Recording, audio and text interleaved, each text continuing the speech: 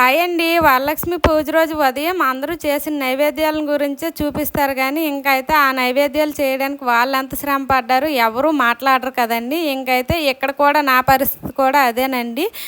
వచ్చేసి ఉదయం నేను 4:30కి లేచి స్నానం చేసేసి ఇల్లు వాకిలి గుమ్మాలు అన్నీ శుభ్రం చేసుకున్నాక ఇక్కడైతే నైవేద్యాలు వండడం స్టార్ట్ చేశానండి. ముందుగా అయితే 2 స్టవ్ల పైన ఒక స్టవ్ పైన పప్పు పెట్టేసి ఇంకో స్టవ్ పైన పులిహోర పెట్టేసి ఆ 2 అయిపోయాక ఇక్కడ సేమియా పరమాన్నం కోసం అన్నం అయితే పెట్టానండి. ఆ 2 అయిపోయాక పులిహోర కూడా తాలింపు వేద్దామని చెప్పేసి ఇక్కడైతే పల్లీలు అయితే వేస్తున్నానండి.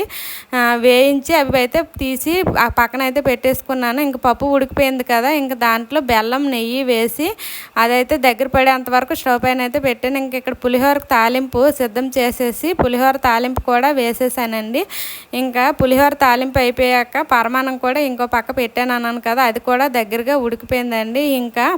పూర్ణానికి రెడీ చేశానని చెప్పాను కదా, అది కూడా దగ్గర పడిపోతే దాన్ని చల్లారి పెట్టడానికి అయితే పక్కనైతే పెట్టానండి. ఇవన్నీ నేను ఒక్కదాన్నే చేసేసుకొని మొత్తం ఫుల్ వీడియో తీద్దాం అనుకున్నాను కానీ అస్సలు అవ్వలేదండి.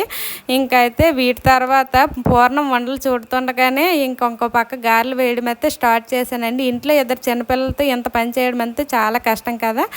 ఇక్కడ వచ్చేసి ఈ సారీ మా అమ్మది. ఈ సారీ నాకు ఎలా ఉన్నదనేది తప్పకుండా కామెంట్ చేయండి. అంతే వీడియో. Bye bye.